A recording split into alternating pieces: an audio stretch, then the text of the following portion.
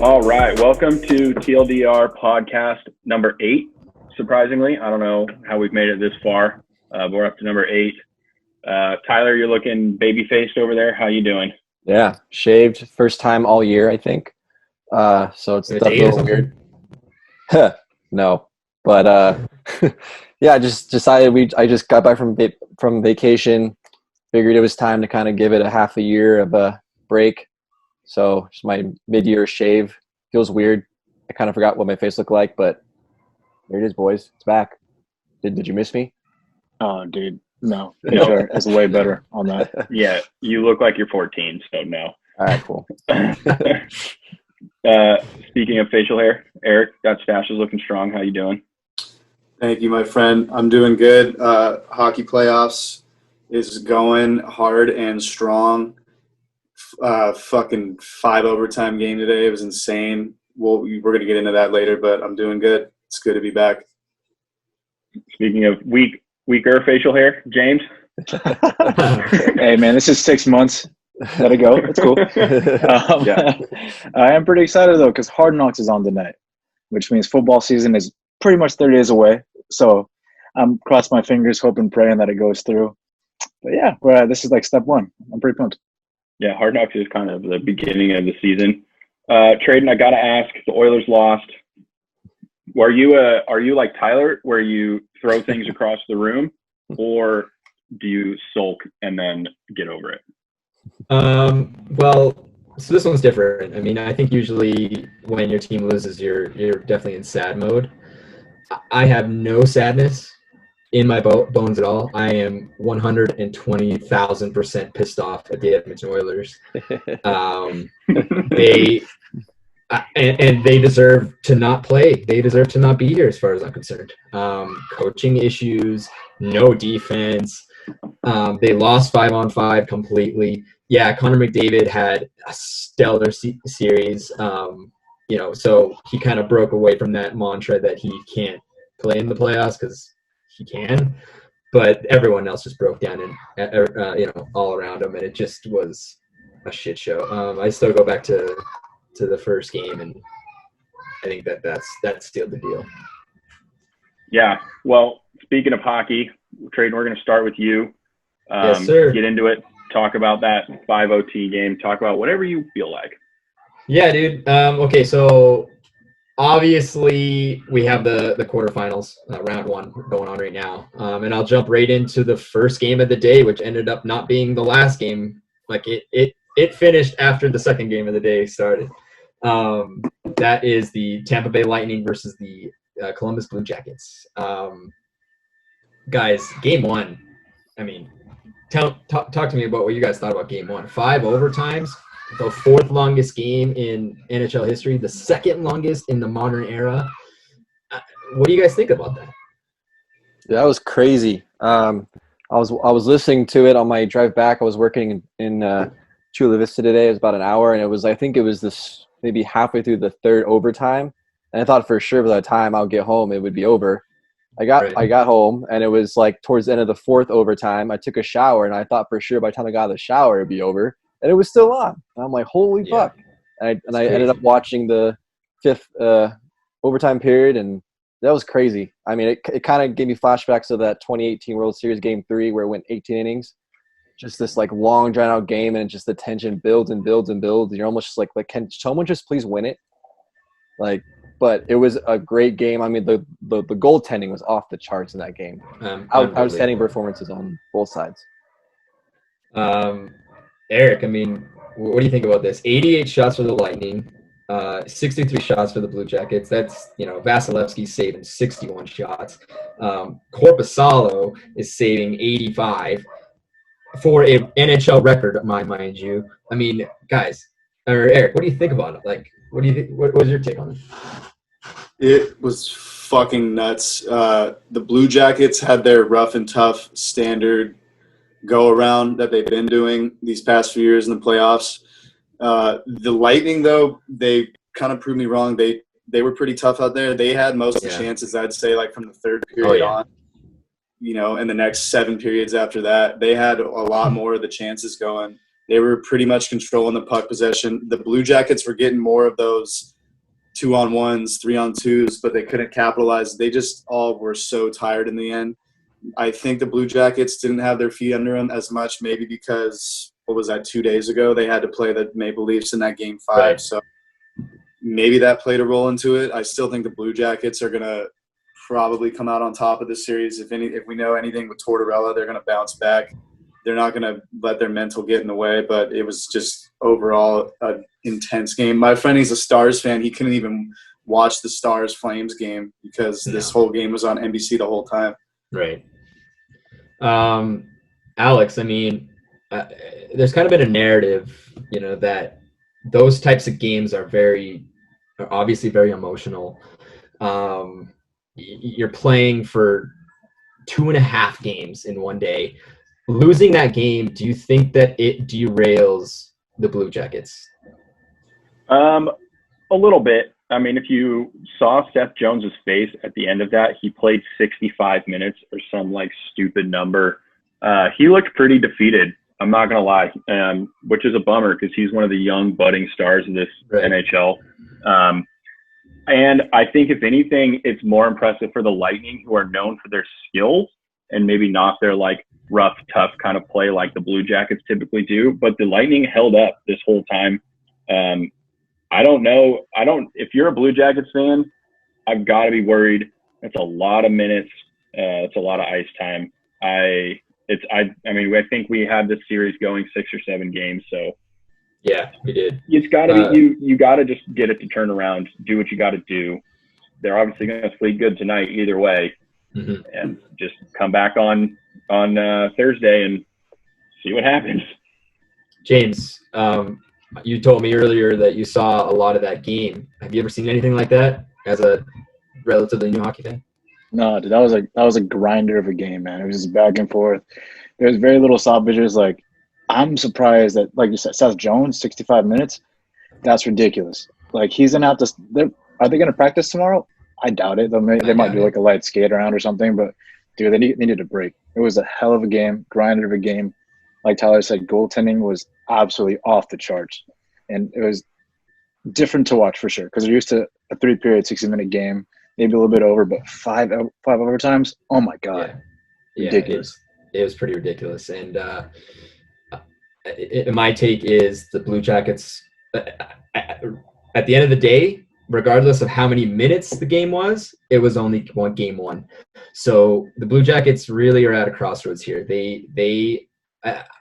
I'm worried because I actually have the Columbus Blue Jackets winning the Stanley Cup, to be honest. I'm taking a whim here in my bracket. And, we as a team here have been going, through after 7 games. So they're really going to have to fight hard for it. And having an emotional loss like that, they really need to let it go. It's behind you. It's one game and move on. But anybody else have anything to say about that series? You think it's worse losing that 3-0 lead game that they lost to the Leafs with 4 minutes left in the game, or losing this one? That's a great question. I don't know. I'll tell you right now, I would probably lean on this type of game because the Tampa Bay Lightning are considered probably on paper, probably the best team in the league, roster-wise. And to take them to that long and your goalie is putting up amazing saves, amazing numbers. You guys have put on over 60 shots. There's not a game that I could say that I've ever played that, oh yeah, I had 60 shots and I lost.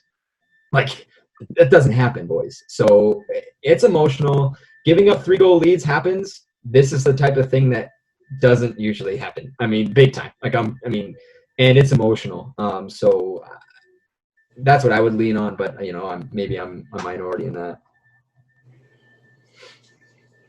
Moving on, let's look at the rest of the East. We got Philly in 5 over the Montreal Canadiens.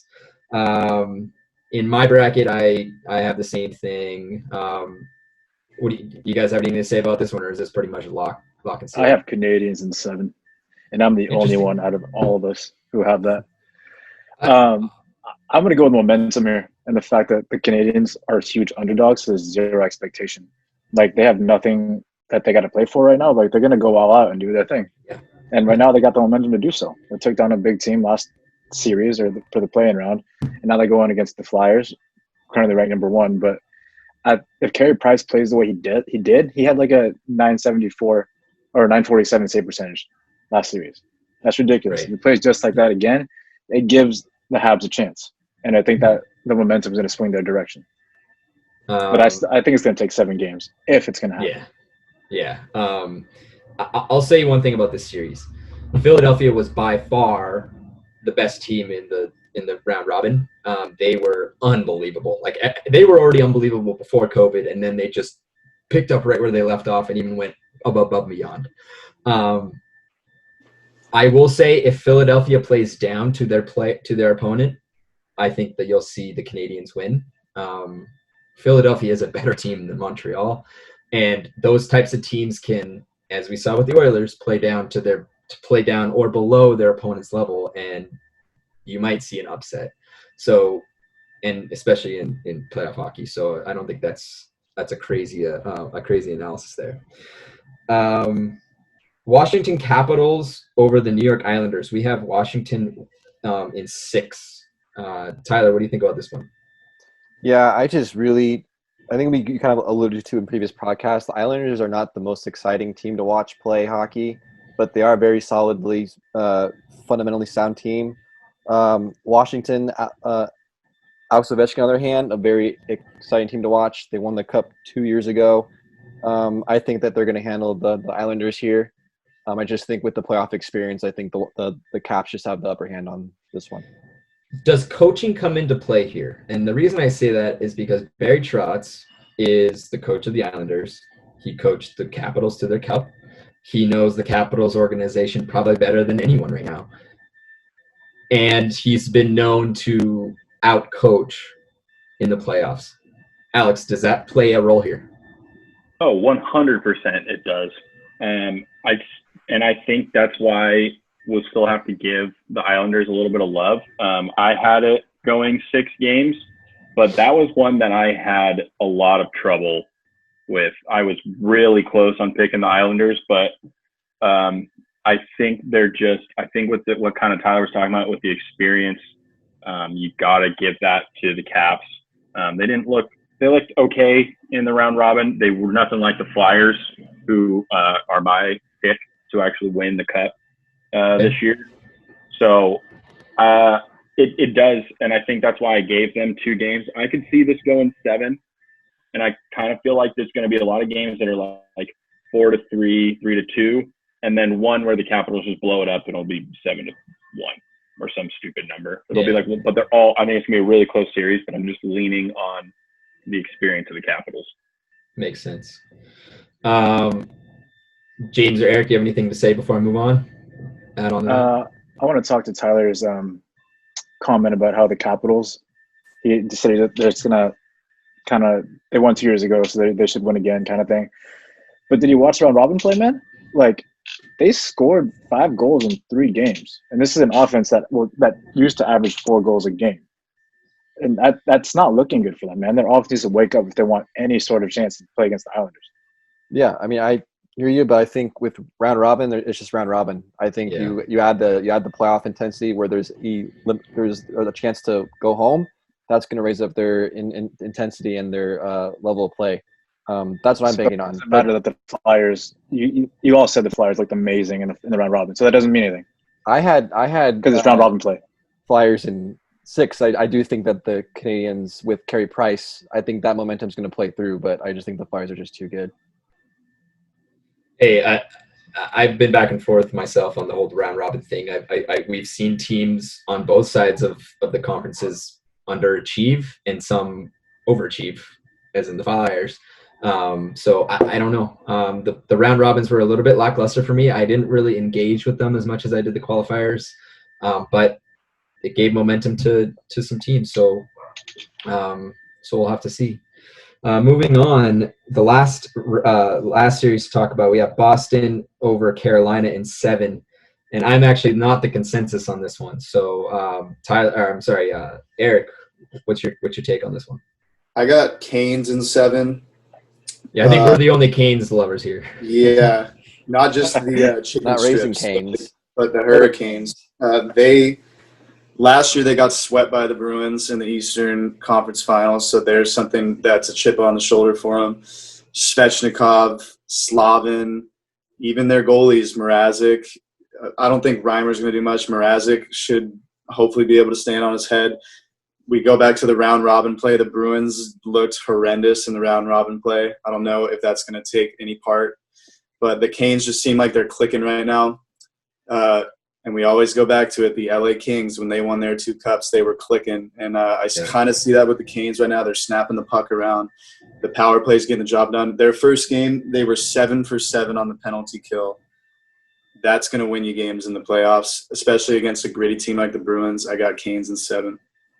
Hey, I think that going back to a prior discussion, I think coaching takes a lot here, and that's why I have the Hurricanes going.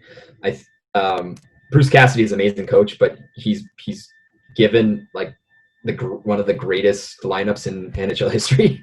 On the other side, Rob Brindamore definitely walked his Hurricanes to a Stanley Cup in 2005-2006 against a team that means a lot to my heart, and that was heartbreaking.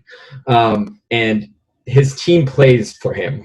It's clear, and they play like him. And I love him, and I think that his team is kind of stepping up for each other, and I think that they're going to get it done. But we're not the majority here. Tyler, be the speaker of the Boston Bruins, please. Yeah, I picked the Bruins to win the cup. Same here, man. So we'll have that discussion at the end. I'm going to go through everybody's pick. Yeah, I think during the regular season, before this whole COVID stuff happening, they look like probably the best team in the league, in my opinion. Obviously, like there's a huge break in between. You know, the round robin, they finished 4th, right? So, and that'll be interesting to see like how much of the round robin play is going to factor into these first round series. But for me, like I'm going with that lineup that the Bruins have. I just think that they're one of the best overall teams in hockey. But this was a hard one for me to pick. I think you guys have really good points about the Hurricanes. I do think that they are clicking very well right now. This could be an upset, but I just kind of went with my gut here. I just think the Bruins are the best team in this tournament. So that's why I went Bruins. James, Alex, anything to add before we move on?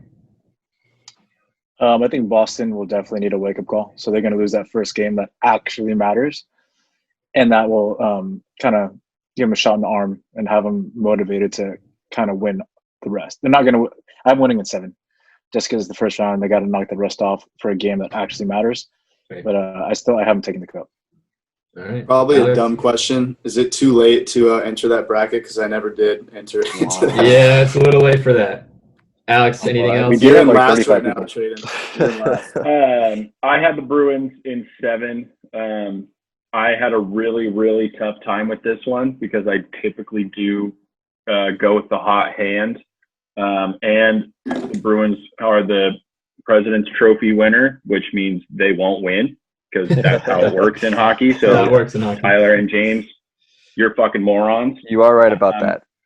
I am. Watch it happen this year. It's going to change this year. COVID year. 2020. Things are weird this year. 2020. You never know. Things are weird. I am now, especially now that their game got pushed back a day. Carolina hasn't played in a while now because they swept their qualifying against the Rangers. So it's going to be one of the same thing. Either they're rested or they're rusty. So yeah, I had a really tough time with this one, but I went with the Bruins in 7.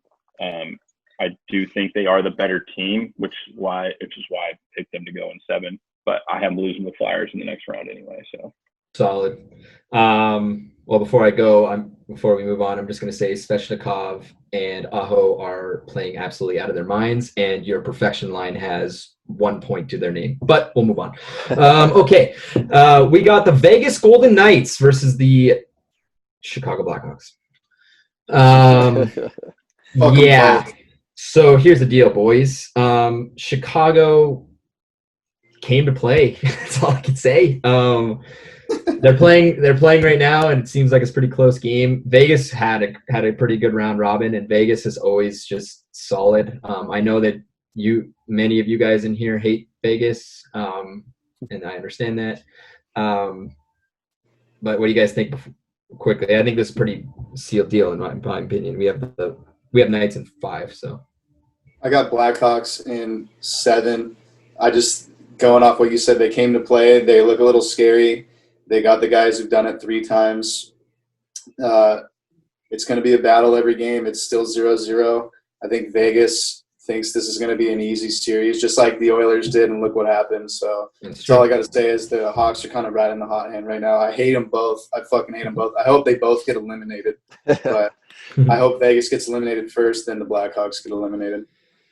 All right. Well, moving on to speed this up. We got Colorado in 6 over the Coyotes. Alex, what do you have to say about this one?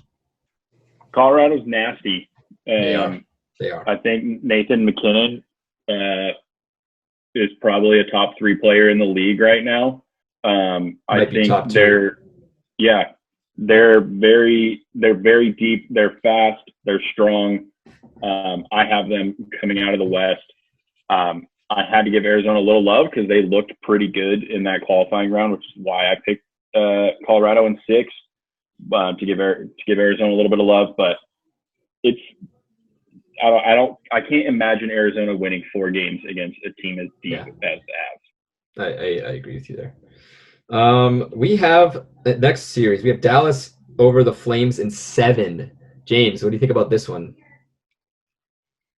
I have this Dallas winning in 7. I mean, they look rusty in the round robin. They didn't look good at all. And then Cam Talbot for the Flames is doing really well. I know you hated him when he played for the Oilers, but like right now he's carrying that team. Stellar. And Johnny Gaudreau showing up right now. It's ridiculous.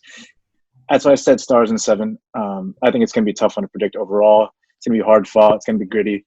But I have the Flames coming out, or the Stars coming out on top. Wait, does today's game change that? Flames winning 1? Do you think? No. Except Ben Bishop is hurt. So that's one thing I didn't know, and that is not going to be good for the Stars if he doesn't play.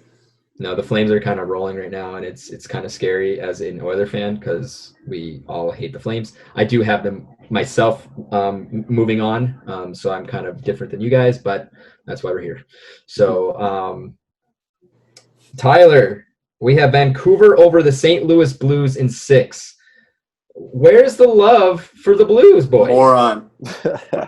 You know, this was one that I think the Blues are the better team here, but I think the Vancouver Canucks are the closest thing I have to the Kings in this tournament. Got 2 of my former favorite guys, Toffoli and Pearson, on that team. I just think kind of the way they play, their style of play kind of reminds me of the Kings a little bit. And it's also very hard to win back-to-back Stanley Cups. Yeah. So, I mean, this was one that I kind of just went out on a limb about. I'm not very confident with picking Vancouver, but I just kind of wanted to pick something. I don't want to pick every favorite in the West because there's going to be an upset somewhere. So that's just where I picked it.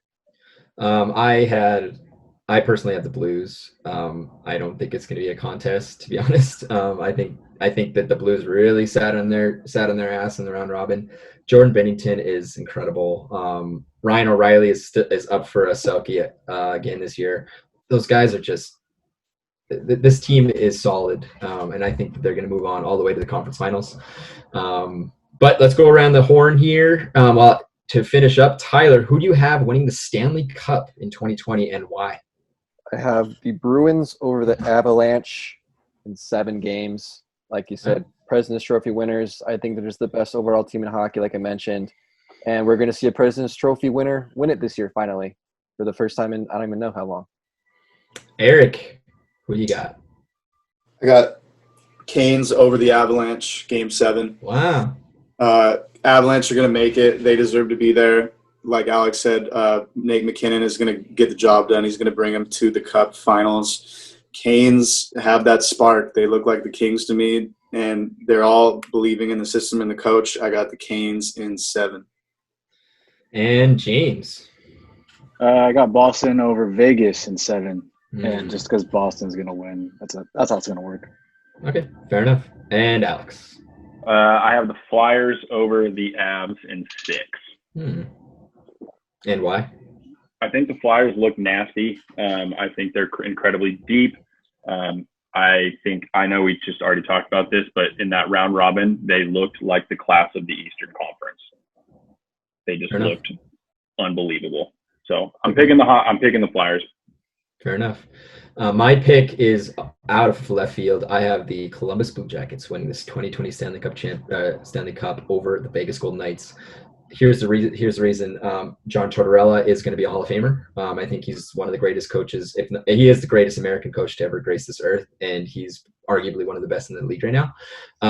He doesn't take shit. They also kept the Toronto Maple Leafs $40 million players off the score sheet 5-on-5 for 8 fucking periods straight.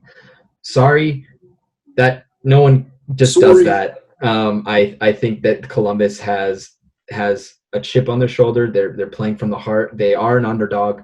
But it was a toss-up between them and Carolina going into the Stanley Cup final. But that is what I believe will happen, or what I'd like to happen. I'm on that bandwagon. Choo-choo. Here we go, boys. Also, they are a reflection of how the Edmonton Oilers should look. So take notes, boys. And that is my segment. Next week, we'll be recapping the games and seeing where the series are at. Hopefully, we'll see some teams move on, and hopefully we'll see some long series. Buckle up. All right. Thank you, Tradon, for talking about hockey again. Speaking about people talking about the same sport over and over and over again, Tyler will talk a little bit baseball when we come back. We'll be right back. All right, welcome back, guys. Tyler's going to bring us his baseball recap for the last couple of weeks here. Tyler, what you got? All righty. This is going to be my top 5 oh damn moments. Here we go at number 5. The Cardinals are the latest team to have a COVID outbreak in their clubhouse. They have not played since July 29th, and as of right now, at the very latest, they can maybe play this weekend. So they've lost a ton of games. With them plus the Marlins, there's been a total as of today, 27 total game postponements due to COVID so far. For the Cardinals, 9 players and 7 staff members have tested positive. There was alleged rumors that it started because some players went to a casino. So far, none of the Cardinals players have said that actually happened. You can believe that or not. I don't think it did, but that's certainly an interesting story. So St. Louis at this point has only played 5 games. So that's going to create a very interesting scenario with games going forward. They're all currently in Milwaukee, quarantining in a hotel still since July 29th. So if they start, let's say Friday at the very best, they would have to make up 55 games in 45 days if they wanted to play 60. So that's going to be a real tough schedule for them. It's going to be hard on players, hard on pitching.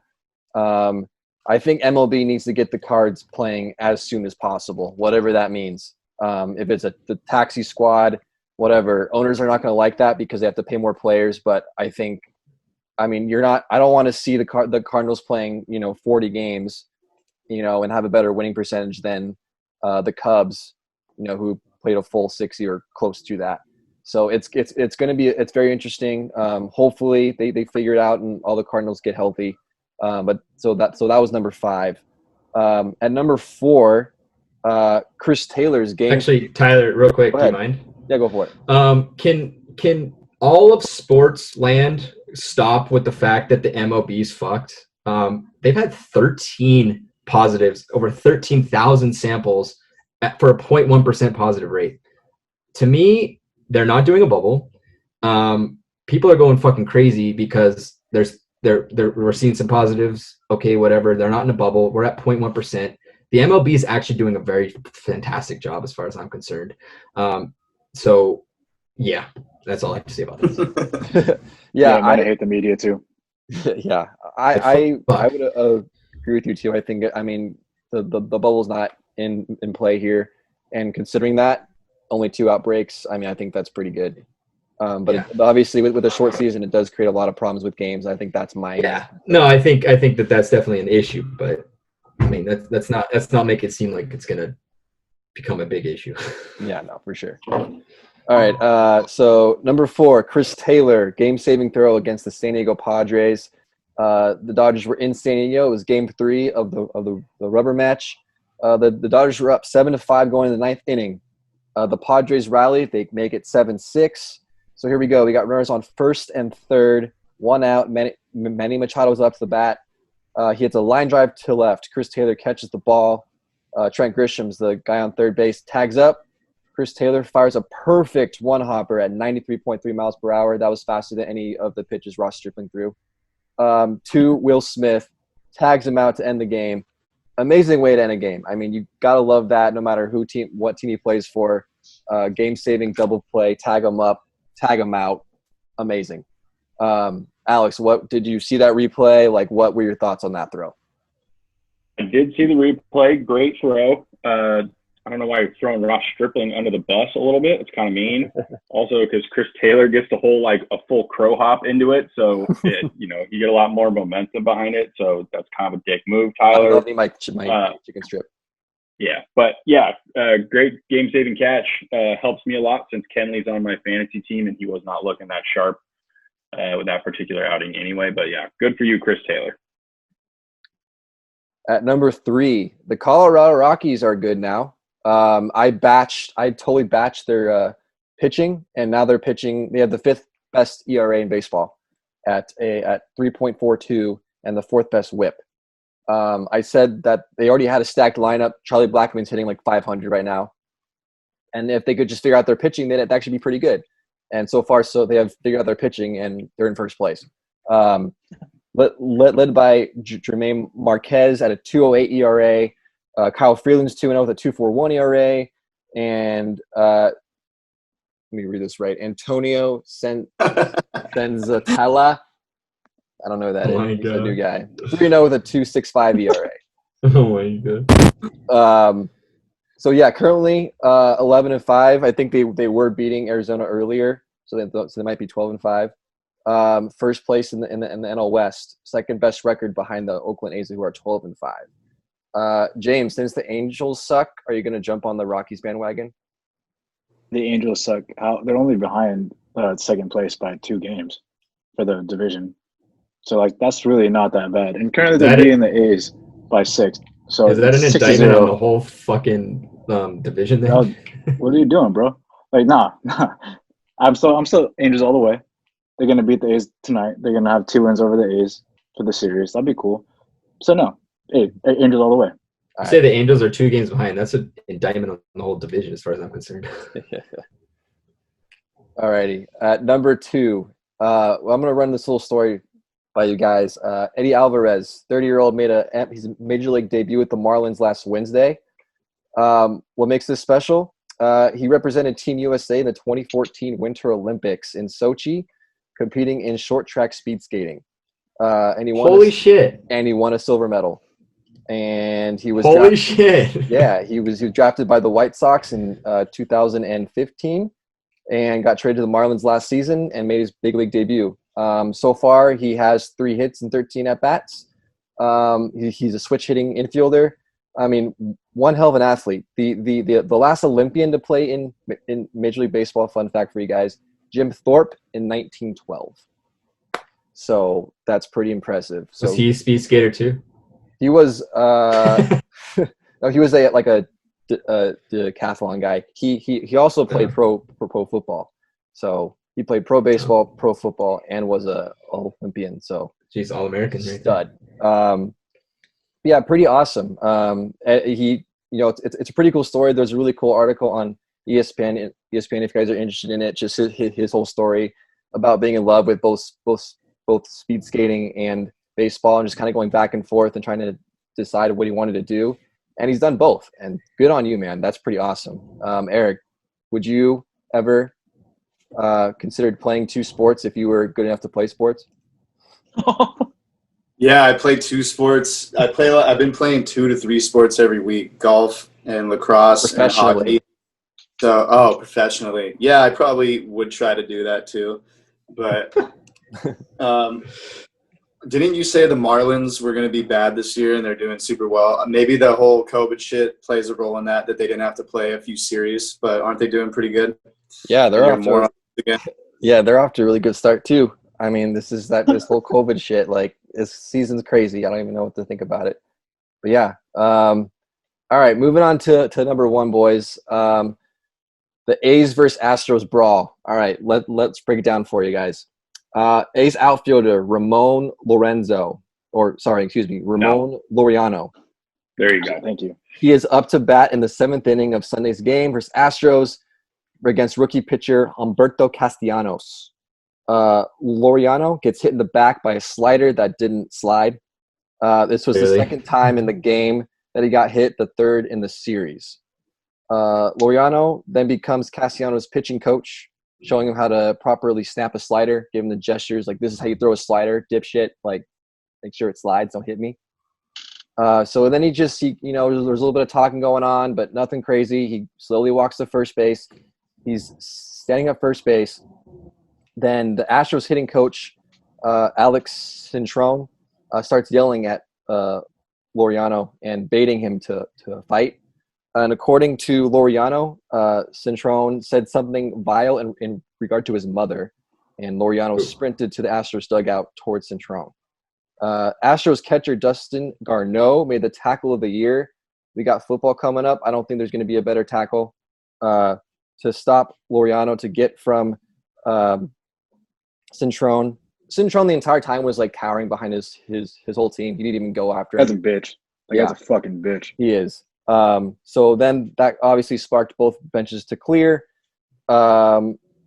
Laureano and A's catcher Austin Allen were ejected from the game. No Astros were ejected from the game, of course. So today, MLB disciplined both Laureano and Cintron. Cintron got 20-game suspension, which is the highest suspension that any coach has gotten during the season. And then Laureano got 6 games. Which compared to Joe Kelly doesn't make sense to me. How does Joe Kelly get 8 games for trash talking and throwing behind a guy, and Laureano gets 6 games for actually charging the guy and starting a brawl? So just a quote from Laureano here. He said, "I regret charging him," being Cintron, "because he's a loser." So, Alex, I'll start with you. What are your thoughts on this whole thing? Yeah, I got my A's jersey behind me specifically because I knew we were talking about this. Cintron is the biggest pussy in baseball, hands down. He's baiting him. I don't know why they didn't just make an example out of him and just suspend him for the year. I've also heard some other rumors that Cintron was a part of the cheating scandal anyway, so maybe that's why they actually did give him 20 games. But yeah, like you said, he hid behind like 4 guys. Ramon Laureano is not even that big of a dude. Not that I would want to fight him. I'm sure he'd kick my ass, but it's not Giancarlo Stanton or somebody. I think especially if you're going to say something incredibly vile, whatever it was, I have no problems with Laureano chasing after him. I know MLB is trying really, really hard to avoid these sort of situations, but it's going to be like this for the rest of the year with the Astros. If there's even a little bit going on, players are going to end up taking it out on the Astros, however they feel like. Eric, I know you've had some things to say about the Astros. What do you think? I going back and watching the video, because I remember you guys brought it up when it happened. I wasn't watching the game, but watching the video, I was proud of that dude, Laureano. Looking at like you said, looking at that Cintron guy, he did look like a piece of shit. He's taunting him, yelling at him after the dude just got pegged.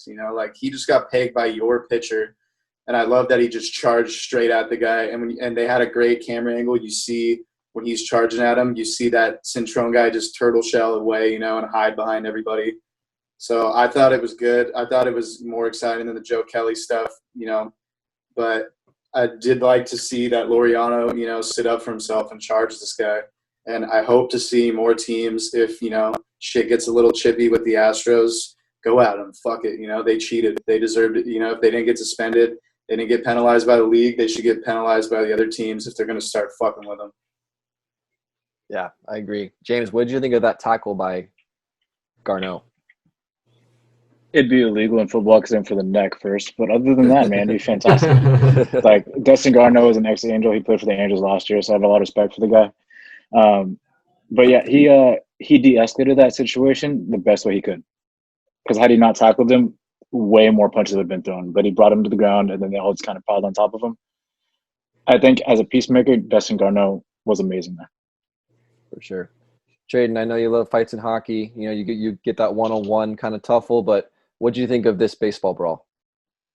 I mean, going to James's point, it actually underwhelmed me because it de-escalated so much. I mean, it was just kind of like a pushing match, but the whole what led up to it was the exciting part, obviously. Guys, the way I see it, the MLB is to blame here. The MLB needs to look in themselves in the mirror here and realize this is going to continue happening until you actually punish those that are worthy to be punished. Joe Kelly gets 8 games and no suspensions were given to the Astros. It just amazes me. And the MLB has the audacity to say, oh, you can't do this. This is absolutely, not okay. You guys caused it. Okay. Fucking look at yourself and realize that. And maybe, just maybe, this wouldn't happen. Because I guarantee this probably would be less of an issue if they had just fucking did what they're supposed to do from the get-go. And that's what I think the most frustrating thing is for me. Yeah. Tradon, I could not agree with you more. I think you nailed on the head. I think a lot of this is MLB's lack of ability to manage the situation properly. I would love to go more into the whole saga of this whole sign stealing thing, but that's a whole podcast. So I'm going to stop there for now. That's all I got. Thanks, guys. All right, Tyler, thanks for your little baseball recap and your oh damn moments. We're going to take another break. When we come back, we're going to let Eric say more things that come into his head. So we'll see what happens. Welcome back, everybody. Eric is going to go on his little tangent. This week it is UFOs. Eric, I'm so excited for this. Let's hear it. Yeah. Like Alex said, every week is a new week that I just get into my head. Sounds like golf, but this week it's about aliens and UFOs. In year 2007, the Advanced Aerospace Threat Identification Program was created to study mystifying encounters between military pilots. This was also used for standardized collection and reporting on sightings of unexplained aerial vehicles. By year 2012, it was known to be funded $22 million to continue on with the research. It was said to have lapsed years later, but however, new info has been released recently by the Naval Defense Department, stating and showing that it's still actually been in operation from 2017 until now. Probably because it's important and UFOs exist, but let me tell you why. The old and previous director of the program, Luis Elizondo, without physical proof, said they are convinced that objects of undetermined origin have crashed on Earth with materials retrieved for study. No crash artifacts have been publicly produced for independent verification. However, an astrophysicist named Eric Davis with the program examined these materials and sources, led to his conclusion that we couldn't make it ourselves. Davis recently gave briefings on retrievals of unexplained objects to members of the Pentagon this past March about off-world vehicles not made on this Earth. Since then, committee members have not responded to comments or requests about this statement. So, fast forward in time, April 27, 2020, a few months ago. Well, it feels like a few months ago. I think it was a few months ago. The Pentagon released 3 videos that were captured by these Navy pilots. It's the ones I sent you guys earlier. I don't know if you had a chance to watch them at all. And, of course, everyone has their speculations. But in the first video, that was a video from 2004, and it was basically an oblong object shaped like no ship that we have ever really produced or seen before. It's hovering over the Pacific Ocean. The Navy camera is locked in on this ship, and as they kind of zoom in, it's going, what is that thing? It's shaped weird. It kind of just zooms away and accelerates off, kind of speeds away, and they're unable to track it after that. There's 2 other videos involved. They're from 2015, and they show objects moving quickly, like hovering over the ocean, and it's the same concept. They're kind of trying to track it. They can't. They finally do track one of them. When they do track this other object, it's in the air. It starts rotating around. It almost looks like a Call of Duty type of fucking, you're assembling weapons for the guy. I don't even know. I used to play the game. Or you're on Photoshop when you see like the gun getting spun around like this, rotating around. It's moving like a ship that doesn't ever do that, or a ship that we've ever made doesn't really fucking flip and rotate like that. So I'll finish with this.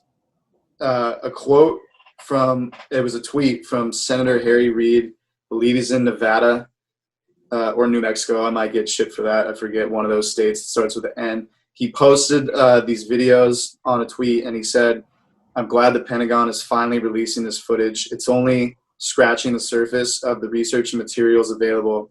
The U.S. needs to take a serious and scientific look at this. The American people deserve to be informed." Tyler, I know you're into Star Wars and that type of shit. What is your take on what I'm talking about right here, on specifically like UFOs and their existence? Yeah, I will admit I'm a full-on space nerd. Love Star Wars, love space, UFOs, all that shit. I'm super into it. But yeah, it's just pretty crazy. I believe that not too long ago, the Pentagon also said that these ships that you're talking about are not of this Earth, which obviously means that they're from somewhere else, and who fucking knows where else, because the universe is fucking huge. So it's super interesting. Like I'm eyes glued to this shit. I think it's super insane. I've always kind of believed that UFOs were out there and were a thing. And I mean, I don't know how long they've been here or where they're from, but it's just fascinating to me. I mean, just the vastness of space, and just to think that there's a technology out there of some other species from some other galaxy or star or whatever, some other planet, is actually visiting Earth and, checking us out. It's crazy. And I love just taking my mind there and just like thinking about all those possibilities. But yeah, I don't know if you guys have listened to that podcast that had one of those pilots and those videos on the Joe Rogan podcast. He did a full podcast on it. If you haven't listened to it, I recommend it. It's pretty crazy. Also, there's another good documentary on Netflix about it's called Bob Lazar, Area 51. Check that one out. Great UFO documentary. Those are probably my top two if you're more interested in learning more about it. Right. We have technology, like Tyler says. Exactly. Alex, is this enough info to make you agree or disagree that there may be extraterrestrial life, UFOs, things like that outside of this world? I do believe there is some life out there, purely based off of just the math of it all. I mean, there's billions of galaxies and billions of stars. Like the math, like it's literally impossible to, it like doesn't make sense in my head. So I do believe there's life out there. I don't know if there's intelligent life.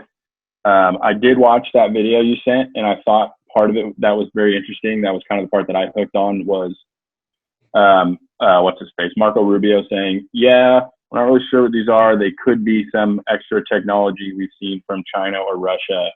I thought that was very interesting, because they seem more worried that it's another, world superpower that has some technology that we can't deal with, which from a country that a lot of other countries hate, that's not exactly something we want to see, like, as Americans. So I do believe there's intelligent life. I do kind of find the term like UFO sort of iffy, because it is just unidentified flying objects. So like, a lot of those I feel like turn out to be, weather balloons or something, or just some random thing that we don't know. We, get some grainy ass video. Like the videos that the Pentagon released are not very good for, the Pentagon, which literally gets billions and billions of dollars in technology every single year that we as regular people will never see. So yeah, I don't know if these videos are like full on Independence Day, Will Smith type fucking UFOs coming in. But I do believe there is some sort of life out there in the world for sure, or universe. Yeah. And that I kind of thought the same thing. What is there, like 9 planets, 8 planets? Not a big numbers guy, but there's got to be something or some fucking thing on that planet that's living that is extraterrestrial. And it's it's not like it's just a straight deserted island or something. I mean, Tradon, what the fuck is going through your head? I see your eyes bouncing around your skull right now. I mean, I just think you're naive if you think there's nothing out there. I mean, I think I agree with Alex. The math shows that the math kind of lends itself to prove, even though there's no proof, that there's something else out there. But it's your guess is as good as mine.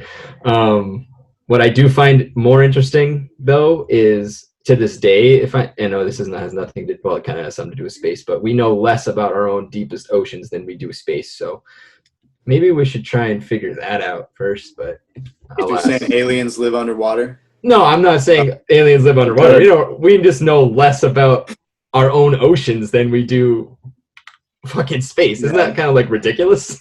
Yeah. And then last, James, I want to know your take. And then if you do believe in them, like we all do, so you should too. Why would they be interested in Earth? Why would they even come around here? Were they just lost? Like if that video were some extraterrestrial life, like were they just lost and we caught them in a fluke or something? What do you think? Well, I agree with you guys. We're on a little rock floating through space. We're not the only ones out there. It's kind of ridiculous to think so. So I agree with you guys there. But in terms of why they're here, there's a multitude of different reasons why they could be here. It could be just a conquest for them. Maybe they want to take over Earth. Maybe they're here. Eric, you're pretty weird. You might be an alien. I don't know. Why are you here? Kind of question. Or maybe they got deported off their planet. Who knows? Like it's just. Whoa. Who knows?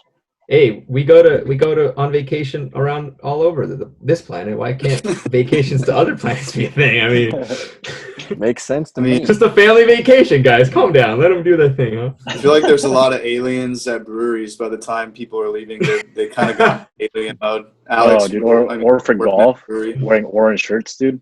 Definitely aliens. Orange Oilers shirts, yeah, aliens or weirdos. That's what I got this week that just kind of went through my head that I had to express to the world through this podcast. Thank you guys. Love it. All right. Eric, great job as always. When we come back, James will be getting into football. Yeah. All right, we'll be right back. All right, welcome back, everybody. James is talking football. This week it is the NFC East. James, take it away. All right, guys, continuing on with our divisional series here. Today we're going to start with the Washington football team, formerly known as the Washington Redskins. They can't be called that anymore. In 2019, they were 3-13. They had the second largest negative point differential in the league at negative 169. This offseason, they had a complete revamp. They got a new name, a new coaching staff, and they purged a bunch of their staffers because of sexual abuse. So overall, this is a trash franchise. The new head coach is Ron Rivera. He's coached for 9 years. He used to coach the Panthers. Last year, they were ranked 32 in total offense, which means they were last. And they're also ranked 27th in total defense. Their weakness going into the offseason was trying to find a wide receiver to complement Terry McLaurin. They lost Chris Thompson. They lost Jordan Reed, Josh Norman, Case Keenum, Eric Flowers, and they traded away their two best players in Trent Williams and Quentin Dunbar. Why would they do that? Trash franchise. In the draft, they picked up Chase Young, which is literally the best prospect that people have seen in years. And they also picked up Antonio Gibson in the third round. He's interesting because he only played wide receiver in college, but he's being listed as a running back right now. They signed Kendall Fuller from the Chiefs. They also signed Ronald Darby from the Eagles, Thomas Davis from the Chargers, and Sean Davis from the Steelers. My prediction is that they go 6-10 this year. They have a couple of solid pieces that they can use as building blocks, but they're definitely not even there yet. They will have another rebuilding year. Terry McLaurin is going to be a superstar wide receiver, but Dwayne Haskins has to prove that he can play in the NFL. He was kind of rushed in there last year when he wasn't ready, and it really showed. I expect him to have a better year this year, but not good enough to win more than 6 games. Their defense is about average, but it could be better than average if Chase Young ends up being the pass rushing monster that everybody thinks he is. Alex, how do you think they'll do this year? I had them at 4-12. I just can't give them 6 wins. I don't trust Haskins enough yet. He'll get there. Obviously, I think it's interesting that Ron Rivera didn't pick a quarterback in this draft, so he obviously has some sort of trust in him. So we'll see what goes with that. I don't think they have enough on offense. I literally gave them one more win because I think Chase Young is an absolute fucking monster. Jane, I see you nodding your head. What do you think? Yeah, I'm just gonna say 4-12 is like being generous, and only because I think what we saw, what Nick Bosa brought to the Niners, maybe Chase Young can bring that. I'm not gonna say he's Nick Bosa, but I'm gonna say he brings that type of pass rush to the game or to the team, and you could see what that did to the Niners, overall defense and team. But here's the thing: I mean, everything's new. They're just going to be starting kind of fresh. Dwayne Haskins, I mean, again, I think he's getting there, but he's nothing to write home about. AP is like ancient. Terry McLaurin, I mean, rookie. He's questionable, and then tight end Jeremy Sprinkle. I mean, he's an elite talent, dude. Oh my, dude. Yeah, but okay. Time out. Dwayne Haskins is your quarterback. Yeah. You would trust that? Yes. He got 7 touchdowns and 7 interceptions. He's 1-1, bud. Yeah, new coach, bud. Okay. Okay. New system. You take him. I said 6 and 10. Take him. Tight end Jeremy Sprinkle. I mean, all I have here is just ... no. So yeah. That's all I had. Moving on to fantasy, guys. We're not going to talk about Jerry Sprinkle, but Dwayne Haskins, as Tradon was talking about, he is going at 170 plus. He's not even ranked. He's a QB 84. He's projected for 209 points, which is actually decent, guys. But nobody trusts him. He's going after third string, practice squad, and free agent quarterbacks. I wouldn't pick him. But if it was a 2 QB league, I might throw a shot at him just in case. The running back room is really weird just because they have like 7 running backs on that team. Antonio Gibson is going at running back 48, and AP is going at running back 50. They're literally 2 picks apart there. Antonio Gibson is being projected for 127, while AP is going at 122. Eric, who would you rather have? Antonio Gibson, the wide receiver turn running back, or AP, the legend? I'm going to pull the Alex move. I don't want anyone from the Redskins. You got to pick one. Pick one. Not Adrian Peterson because I had him last year. And I'm going to pull my card that he didn't do dick for me. But, of course, I picked him up halfway through the season when I was like 0-5. But, yeah, I'd go with Gibson, not Peterson, but I'd take neither of them. Lastly, we're going to talk about Terry McLaurin, who is an elite talent, Tradon. He's going at 66, wide receiver 24. He's Haskins' number 1 target. They went to college together. He saw 10 end zone targets last year, which is the 11th in the NFL. And for a guy who missed the first 2 games, that's pretty amazing. Right now, he's going after T.Y. Hilton and DK Metcalf. Tyler, would you rather have T.Y. Hilton or Terry McLaurin? I'm going to go T.Y. Hilton. Experience. I usually just always pick experience. That's always just my thing. So, okay, good enough. Moving on to the New York Giants. They were just as bad last year. They were 4-12. They finally saw the passing of the torch from Eli Manning to Daniel Jones. They also hired a new head coach as well, where they hired Joe Judge to be the head coach and hired Jason Garrett to be the offensive coordinator. I don't really have a lot of trust in Joe Judge because the biggest thing he was in the NFL was a special teams coordinator. He wasn't even an offensive or defensive coordinator. Can he run a team? I don't know. Last year, they were ranked 19th in total offense and 30th in total defense. Their biggest weakness is an edge rusher and a quarterback. They only had 36 sacks last season, which is only better than 8 other teams, and nobody had a pass coverage grade greater than 60 for the cornerbacks. They lost a lot of key guys in Alec Ogletree and Antoine Bethea, but they went and they drafted Andrew Thomas with the 4th pick of the draft. He's the best tackle in that draft by far and away. They also drafted Xavier McKinney, a safety out of Alabama. They picked up James Bradbury, cornerback from the Panthers, Blake Martinez from the Packers, Cameron Fleming from the Cowboys, and Dion Lewis from the Titans. My prediction is that they're going to go 7-9 this year, so a little bit of step forward. This is going to be a complete new coaching staff once again, but it's led by Joe Judge, who has only been a special teams coordinator. He'll have to rely heavily on Jason Garrett and his expertise if they want any semblance of success. The defense took a couple steps forward with their free agents acquisitions in the draft. They will finish much better than 30th in total defense. Offensively, they have everything they need. They just need to put it all together. They know Jones is a good QB that will continue to get better. Saquon is a generational running back. And they have a really good blue-collar wide receiving group in Sterling Shepard, Golden Tate, and Darius Slayton. Eric, what do you think the record will be this year? I got them at 7-9 also. They got the new coach.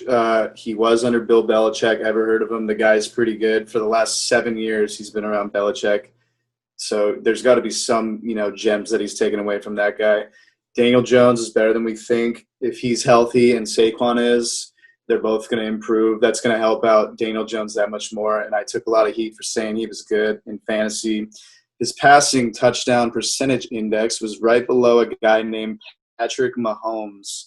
Guy's pretty good. Won the Super Bowl last year over James's dreaded Niners. So I got him at 7-9. Tyler, what do you think? Yeah, I would say 6-10 for me. I do think they'll, feel a bit more competitive, but not much. I think this team still has a long way to go to be competing in this division. Alex? I had them at 6-10, and now I'm changing my mind. I'm going to go 8-8. What made you change your mind? Honestly, surprisingly, what Eric said, which is a miracle in itself. Saquon did get hurt last year. I know you haven't brought up Evan Ingram yet. I'm sure you will when we get kind of the fantasy side.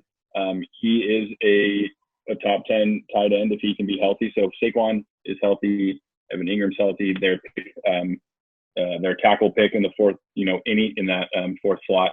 Anything to help Daniel Jones just not get hit.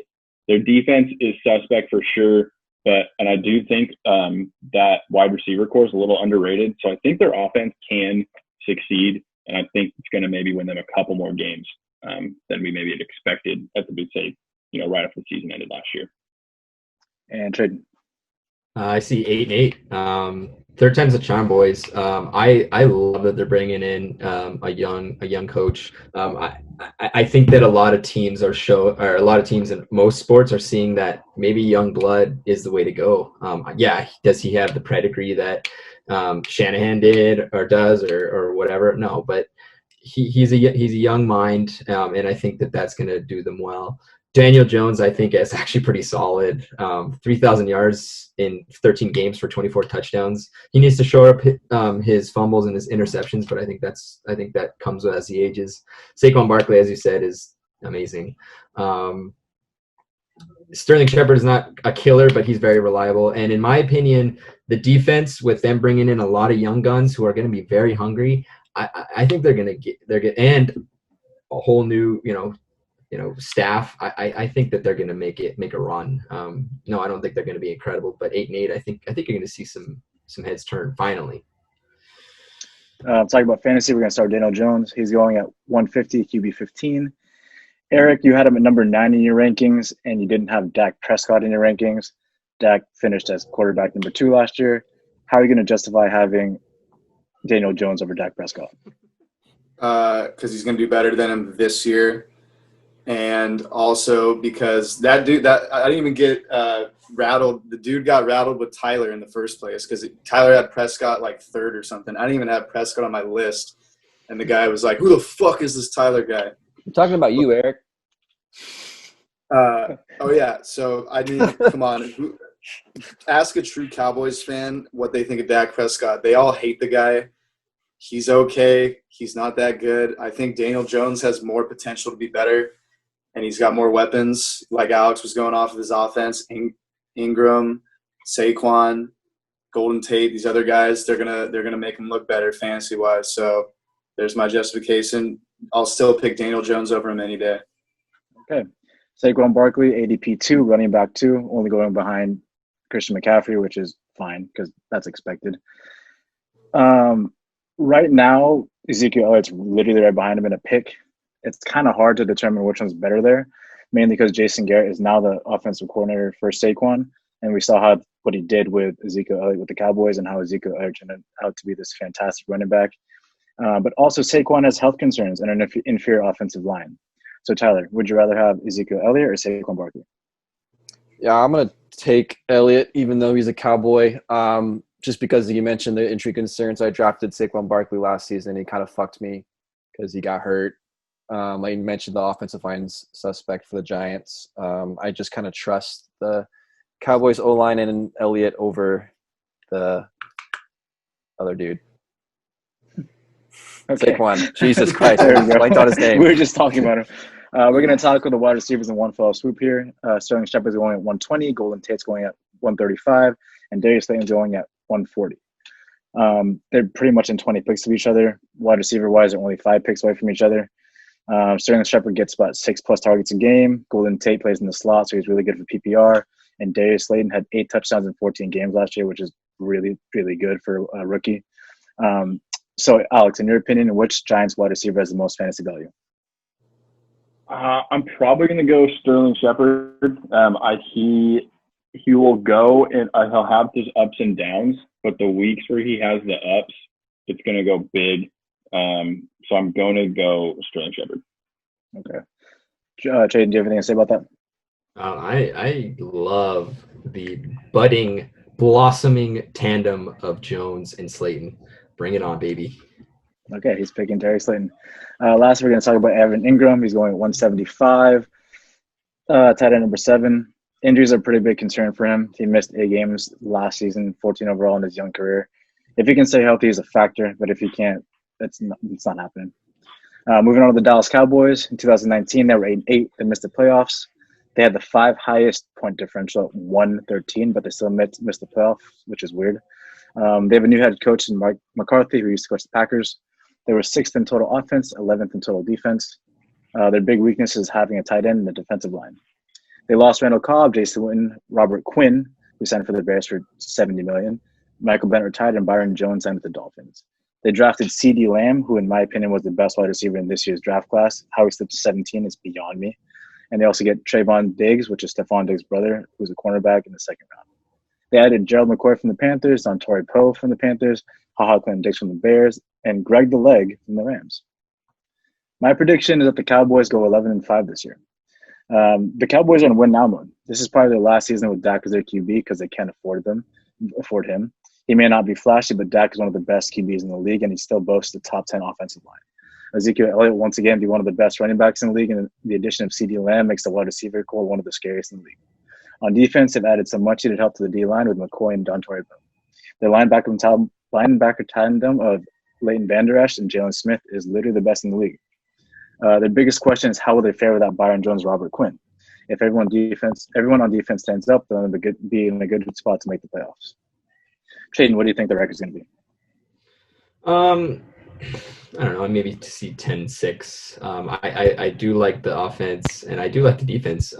Just for some reason, as you mentioned, with the point differential, they just couldn't get over the hump. And in reality, regardless of what fantasy says, you could throw for as many yards and do as many points as you want, but you got to win the game. And clearly there's something wrong there. Eric, what do you think the record's going to be?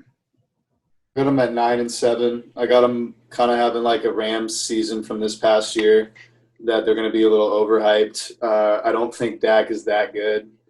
And like I said earlier, ask the Cowboys fans, dude. They all hate that guy. They get so mad at him. He doesn't get the job done for them. I don't think he's good enough. But, however, he does have his weapons, Ezekiel, Amari Cooper, Gallup, and now he does have CeeDee Lamb. They're all going to make Dak look a little better if he could complete passes to them or run it out and get his first downs. They did add Greg the Leg. I love that guy. That's like the one positive thing I could say about them. They got Mike McCarthy. He's won a big one before. We will see, but I have him going 9-7. Alex, Tyler, what do you think? I have him going 11-5. I think that wide receiver core could possibly end up being the top wide receiver core in the game. I don't know how CeeDee Lamb fell that far. Like, I agree with you, James. He's probably the best receiver in that draft. I had Dak number 4, I think, on my list. So I trust him. He isn't that flash. He's not Lamar Jackson. He's not Patrick Mahomes, but he'll get the job done. And I don't think that division is weird. It's not very strong. And the Cowboys were literally a game away last year from winning that division. So I got the Cowboys at 11-5. Tyler? Yeah, the Cowboys are one of the worst franchises in all of sports, next to the New York Knicks. They have all this money. They're all this time to freaking figure out how to put a winning team together, and they haven't even really come close to winning a championship at all. So I'm obviously not a big Cowboys fan. With that being said, they finished 9-7. Okay. Dak Prescott is going as QB number 6. I think he should be going 3 or 4. Ezekiel Elliott's going at running back 3, and you can't go wrong with having him or Saquon. Pick either or, you'll be good. Amari Cooper is going wide receiver number 10. He's a very boomer bust type of player. He either gives you 20-plus points or 2 points. It's going to be hard to project him out for the season. He's right now going 2 picks after Adam Thielen. I know, Alex, you're a big Adam Thielen fan. Would you rather have Amari Cooper or Adam Thielen? Well, I had Cooper last year, and he was very boomer bust for me, and he's probably the reason I didn't win, because he really struggled down the stretch there. God, that's a really tough one. I might go Thielen gets hurt. Fuck. Cooper, I don't know. I can't decide. I'll pick whichever one falls to me. I'll be happy with.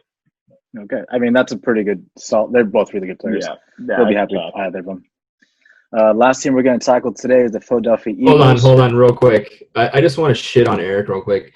Dak Prescott threw for 4,900 yards and had a youngest year at 30 touchdowns with 11 interceptions, and averaged 8.2 yards per attempt. And so when he has good receivers, he can get the ball downfield. How the fuck do you not like this guy? Oh yeah, did he make the playoffs with all those stats? No, but if we're talking fantasy, come on now. Okay, fantasy. Yeah, I guess you got a point. Fantasy there. You do have a point. I don't know. I think I'm just going in my head, in my heart. I kind of have that Tyler sense of, fuck the Cowboys. And I'll give you the overarching team thing, team side going into the playoffs. Yes, but we can't discount his ability to give you points. I mean, if I have a chance to give him fantasy, I might. Who knows? After all this shit I talked on him, but I know I agree with you fantasy-wise, but yeah, not team-wise. Okay, for the second time, we're going to move on to the Eagles. In 2019, they were 9-7, lost to the Seahawks in the wild card round. It's amazing they got to that record with their lack of wide receiver productions and injury. It's crazy. Doug Peterson just finished his 4th season. He's a really good coach. Huge fan of that guy. They're ranked number 12 in total offense, 15th in total defense. Their biggest weakness is a wide receiver because they need to stay healthy. Crazy fact is that Miles Sanders led the team receiving yards past 20 yards last year, and he's a running back.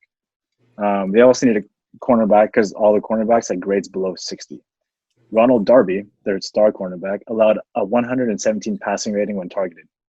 That's bad. Moving on, they lost Hapovati Vaitai. He signed with the Lions, which we talked about last week. They lost Ronald Darby, thank God. Jordan Howard signed with the Dolphins. Malcolm Jenkins signed with the Saints, and Nigel Brennan signed with the Saints as well. They drafted a Targaryen in the first round in Jalen Reagor out of TCU. Guy's super, super fast. And in the pick that surprised just about everybody, they drafted Jalen Hurts in the second round. He's projected to play kind of a Taysom Hill role because you still have Carson Wentz there. They added Darius Slay from the Lions. He's one of the best cornerbacks in the league, so that kind of solved the cornerback problem there. They also added Javon Hargrave from the Steelers and Nicole Roby-Coleman, a slot cornerback from the Rams. I predict that the Eagles are going to go 10-6 this year. The Eagles really showed their defense this offseason and tackled their biggest weakness in the cornerback. Darius Slay will play a big role in how successful this defense will be. The offense has some of the biggest question marks, though. How will the offensive line from last year fare, losing their starting left guard and left tackle? Will that wide receiver group stay healthy? Alshon Jeffrey's already going to start the season on the PUP list. Something that will always bring the Eagles some comfort is that there's still always going to be that one Sterns connection. If the wide receivers get injured, Ertz is going to get all the receiving yards once again. Tyler, big Eagles fan over there. What do you think they're going to be? Yes, James, I love your breakdown of those Eagles. I think a lot of people aren't expecting them to do that well this year, but I disagree. I think all the reasons you mentioned, I think they got weapons on offense. We'll see how their new Targaryen wide receiver does this year. I'm really interested to see how he fares. I think they shored up some problems on the defense. And as Alex mentioned earlier, it's not a very strong division, so I think that they can easily go 4-2 within their division. They do have some pretty tough games. They're on the road against Green Bay, Pittsburgh, and San Francisco. And they also got games at home against the Ravens, Saints, and Seahawks. So for me, like, that's my one concern is their schedule. I think is pretty tough, but they're going to have to play pretty good football. But I think with the leadership of Doug Peterson, I think that they'll pull off a 10-6 record, like you mentioned. Alex? 7-9. Wow. I have zero faith that Carson Wentz can stay healthy. He really hasn't stayed healthy for a full year yet. And their backup quarterbacks, that depth chart there is not looking great. Don't have Nick Foles to fall back on and, have him lead you to a Super Bowl. Jalen Hurts. Dude, you can't trust Jalen Hurts when Carson Wentz gets a knee injury in week 7. It could be. I mean, Jalen Hurts did have 80 touchdowns in his collegiate career. He's pretty good. If the Eagles had not just given Carson Wentz a contract extension and he had gotten hurt this year, or within the next couple of years, I could see them moving on and having Jalen Hurts be their quarterback. They still might trade him. That's the thing. Tradon, what do you think? I see a 10-6. I mean, I have to give credit to Carson Wentz here. Career high 4,000 yards without a single wideout that amassed 500 yards. That's kind of insane. He can kind of put the ball wherever he wants to a guy that's open. Zach Ertz obviously took up a quarter of that, so yeah, whatever. But still, I mean, most of the wide receivers that you see with good quarterbacks are getting at least 500 yards, and that's a big feat if you ask me.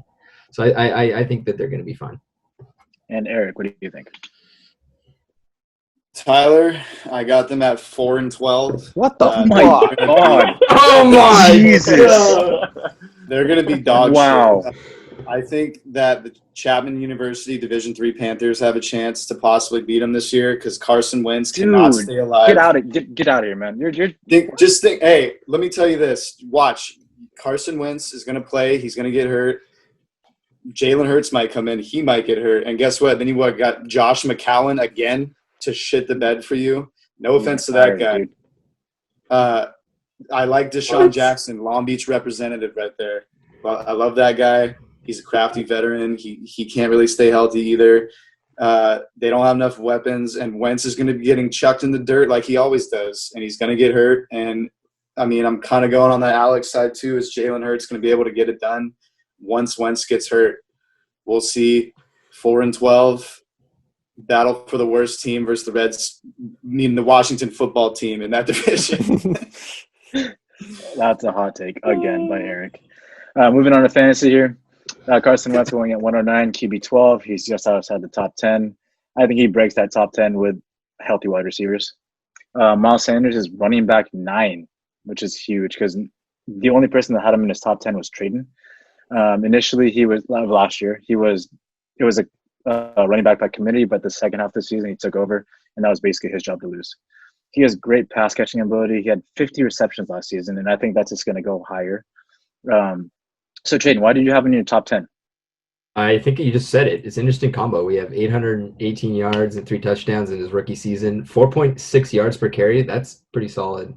And 509 receiving yards for 3 touchdowns. That's a good combination. So he can do both. And you got Wentz who can put the ball to, make those short passes. So I'm on him. And Tyler, why did you not have him in your top 10? Sorry, I'm still can't get over Eric's fucking Eagles thing. What was the question? Why do you not have Miles Sanders in your top 10? I don't know. It was so long ago. I'm sorry. Oh my god! I don't. You're also I don't- rooted. That's man. your Don't running suck. back, bro. I have more faith in you. Why they're gonna be Um, 4-12, man? What?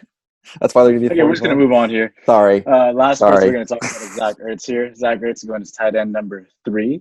He finished at tight end number 4 last season with injuries, which is kind of impressive. That's a good spot for him. He's going behind Kelsey and Kittle. So, last question of the night here, gentlemen. We'll start with Tyler. Would you rather have Kittle or Ertz? Ertz. Alex, Kittle. Tradon, Kittle. and Eric. Kittle. Kittle it is, and that confused my son. My segment very much.